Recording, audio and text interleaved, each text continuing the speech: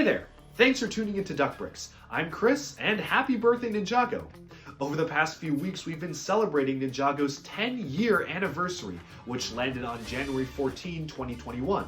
We kicked things off by taking a look at my massive Ultimate Ninjago collection featuring every single set, and started things with taking a look at the mechs that are mounted on the walls, the land-based sets, as well as every single Ninjago minifigure and building ever made for the theme.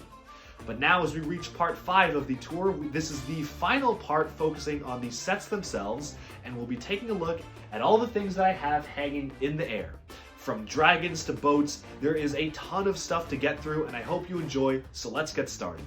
Alright, but now that we've taken a look at all of the Ninjago buildings, let's see what we can see up in the skies. So this is the main centerpiece of the Ninjago flying collection. I have all the Destiny's bounties that are of the standard variation hanging from the ceiling here.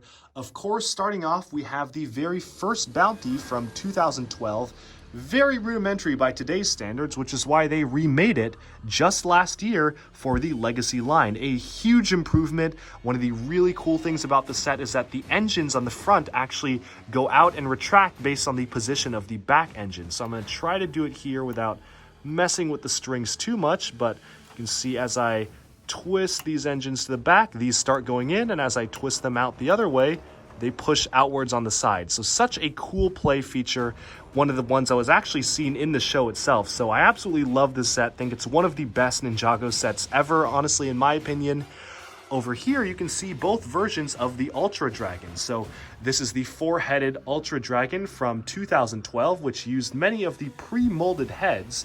And this is the remake for Legacy, which used all new brick-built styled heads, which allowed a lot more unique detail being built in, as well as a completely designed frame and wing structure as well. So a pretty massive improvement. I love actually the use of these vinyl wing pieces to allow a lot more texture and detail to the wings, where these spike pieces just simply could not get the same amount of detail that they can in the newer set. So that is something that's really cool. And right above them, you can see I've devoted a tiny display to Season 2, the Legacy of the Green Ninja. This is the original version of the Golden Dragon set, which came with Golden Lloyd in 2013. And here's the Legacy one from 2019, which is a little bit smaller, but does the job just as good. And of course, how could I forget? Looming above them is the awesome Overlord Dragon. I never would have thought we would get that as an actual set, but there he is attacking the Golden Ninja. So such a cool set to see. Obviously, they could have done a few things better. I think the wing construction could have been a lot more improved, especially as it's a recent 2021 set. They didn't have to use the same building techniques they had in 2013, but you know what? Why am I complaining? It's an Overlord Dragon set. I'm just thankful we actually got it. Moving along all the way up here now, you can see that LEGO has actually made 3 versions of Jay's Stormfighter. So this over here is the Legacy version. Obviously, it's a lot beefier and bigger than the others. You can see the middle one is the original version from 2012.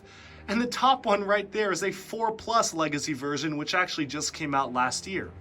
We do also have 2 versions of the Snake helicopter.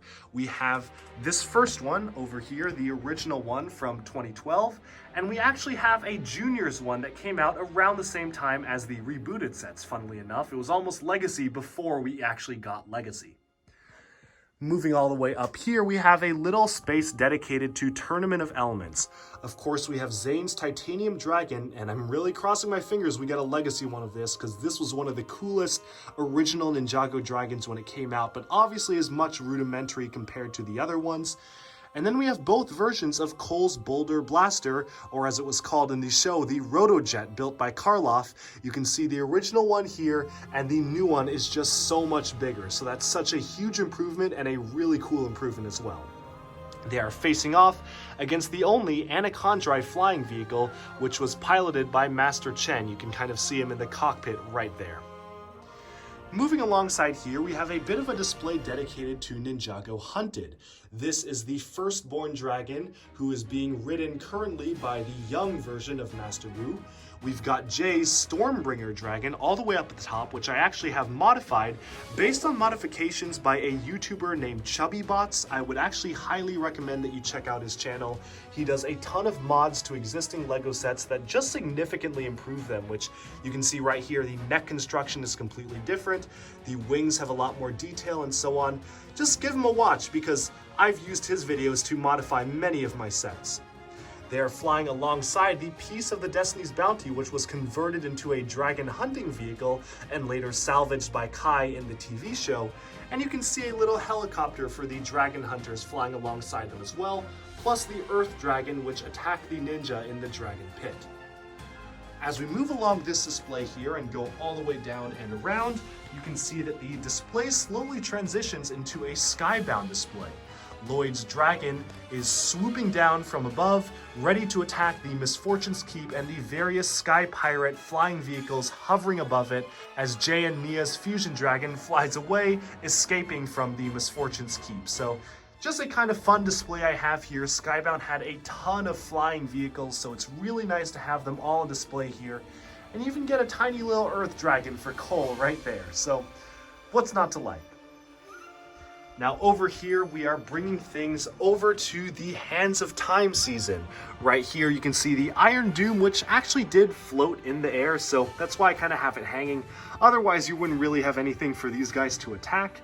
We have the Kai and Nia Fusion Dragon right here, so that's a very interesting one. Came packaged with the Iron Doom, actually. And then we have the Destiny's Shadow, which was kind of a small craft built from the wreckage of the Destiny's Bounty, which they kind of tend to do a lot nowadays, but it was a pretty nice set, has some pretty unique parts usages with the canoe pieces being used along there, and they did manage to work in some form of sails. Moving all the way along to this end and turning around, you can see a display dedicated to the pilot seasons. Of course, these are the original OG Ninjago dragons. So Fire Dragon, the Ice Dragon, the Lightning Dragon, and the Earth Dragon, alongside the Junior's Legacy Fire Dragon. Really hoping that they'll actually give us a real Legacy Fire Dragon and not just a baby Junior's one, which is dwarfed by the original set.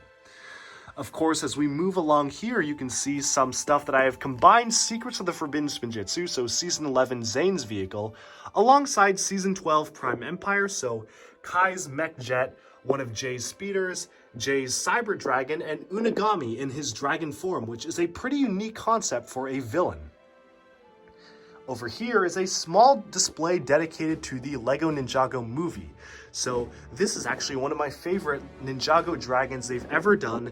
It doesn't even have wings, but it does have booster engines. It's Lloyd's Mech Dragon.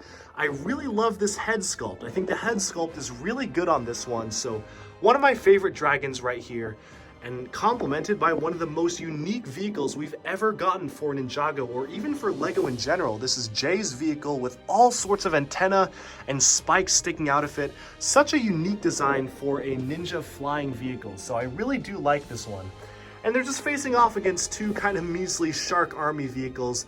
The Manta Ray craft right here, so you can see that one right there, as well as the Jellyfish sub hanging with a little guy dropping down from above, as you can see in the original trailer for the Ninjago movie. I remember a very memorable scene that a lot of people were pausing to try to get a look at the villains, was the scene from above and this guy with a jellyfish helmet kind of dangling down from above. So I had to include him as part of this display, just to evoke that trailer shot that they used very commonly. As we move into here, you can see a display dedicated to Ninjago Rebooted. So we have Zane's hover vehicle. I don't recall the exact name, but the hovercopter, I believe it was. We don't actually have a legacy version of it, so only one version, surprisingly enough, because it was a pretty prominent vehicle in Rebooted. And over here we have both versions of Kai's fighter. Now we do have a legacy one, which you can see right here, a massive improvement over the original. Actually, one of the coolest things about the legacy one is that when you angle the cockpit down, it actually causes the wings to angle in a completely different position, whereas the first one only had the wings being adjustable by a small button in the back. They are both facing off against the Ninjroid Mech Dragon, which was a robotic villain dragon used for the wave, and there's some Ninjroids deploying from strings down below in some hover vehicles right here. Over here is one of the largest flying Ninjago displays. We have a multi-layered display for Possession in 2015, which got a ton of sets, so I really like this display. You can see the final flight of the Destiny's Bounty set, which we're actually getting a remake of in Legacy form later on this year, so stay tuned for that one. It's facing off against the Morrow Dragon, one of the coolest villain dragons they've ever done. I love the snaking design of the archways here, really makes it have an organic feel.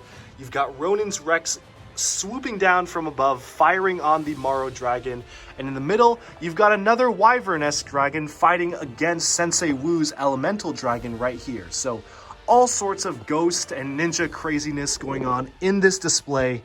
And then over here, I have a kind of just small area dedicated to the only two flying Season 13 Master of the Mountain sets, the very impressive Skeleton Dragon. And any Bionicle fans in the audience may recognize a ribcage dropping a glowing rock on some people. So any Bionicle fans, let me know if you recognize that reference. But a very, very cool dragon build, super unique for Ninjago having a skeleton dragon, as well as Wu's small dragon was a pretty small set and a small dragon, but still one of the better ones because it, despite its size, actually did include these tiny little vinyl wing pieces, which is a nice surprise to get.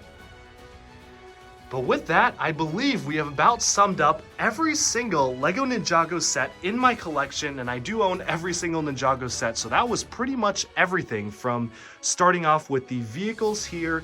We moved on, starting with the mechs down here, the hero mechs, then we went to the villain mechs, then we took a look at some of the buildings on display, and finally the flying craft situated all around the ceiling of my LEGO room. You can see over here all sorts of different displays flying around. So here is to 10 more years of one of LEGO's best story-based action themes ever made.